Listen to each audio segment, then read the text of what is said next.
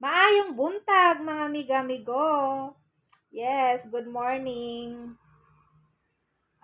Ginawa ko pala tong video na to kasi may gusto po akong i-share. Okay? Ikaw ba ay nangangarap na makapunta sa bansang Israel? Yes po, sa Holy Land. Yes. Hiring po sila, hotel workers. So, ano-ano nga ba ang mga requirements?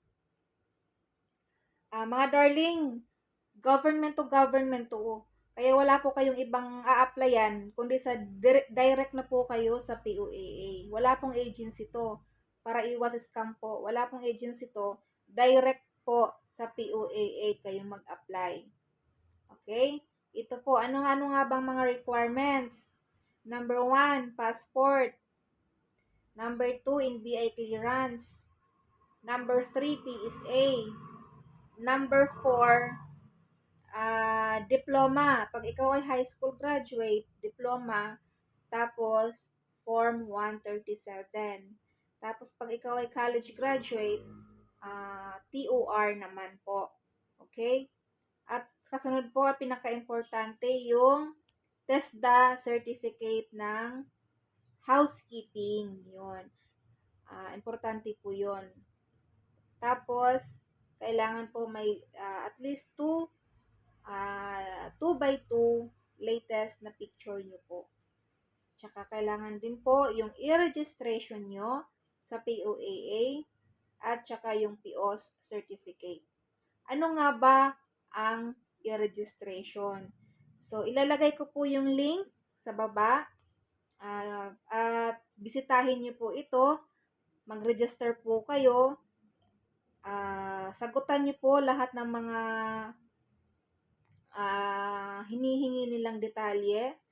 I-upload nyo po yung scan copy ng passport nyo at yung picture nyo po.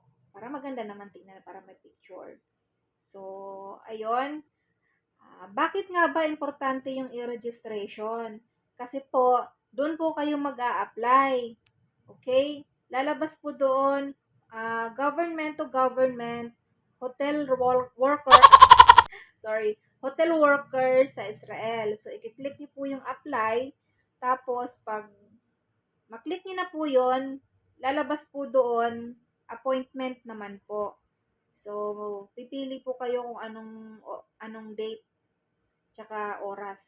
Tapos, pag nakapili na po kayo, lalabas po yun, yung parang resibo. Yun po yung ipiprint nyo.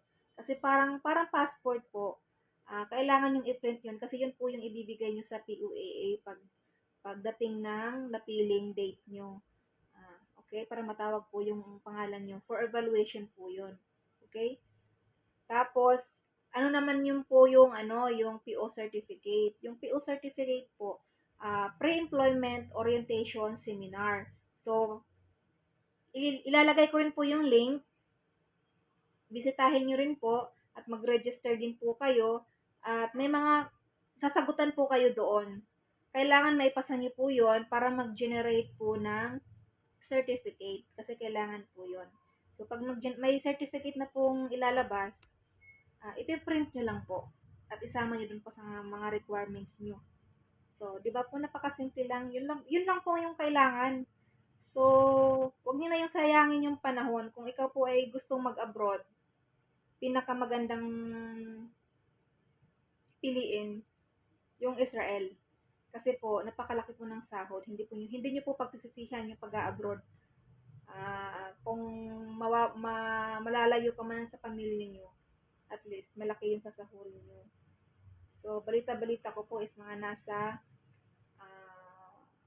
86,000 buwan-buwan. O, di ba? Hindi na siya, kumbaga, fair na fair. O, compare mo naman sa magdi-DH ka, magkano lang yung sasahurin mo, 20,000 to 22,000 pag first time. Diba? Doon ka na. So, napakasimple pa ng requirements. Hindi po kailangan ng experience. Yes po, hindi kailangan ng experience. Ang importante lang po yung TESDA na in situ ng housekeeping. Pag meron ka po doon, okay na po. Hindi po sila masilan. Ang masilan lang po sila, kailangan po first time mong pumunta sa bansa nila. So, kailangan wala kang mga magulang doon na nagtatrabaho at anak. Sa mga nagtatanong naman po, yes, pwede po magkapatid. Pwede po mag-apply yung magkapatid. Okay? So, yun lang po. Good luck sa ating lahat.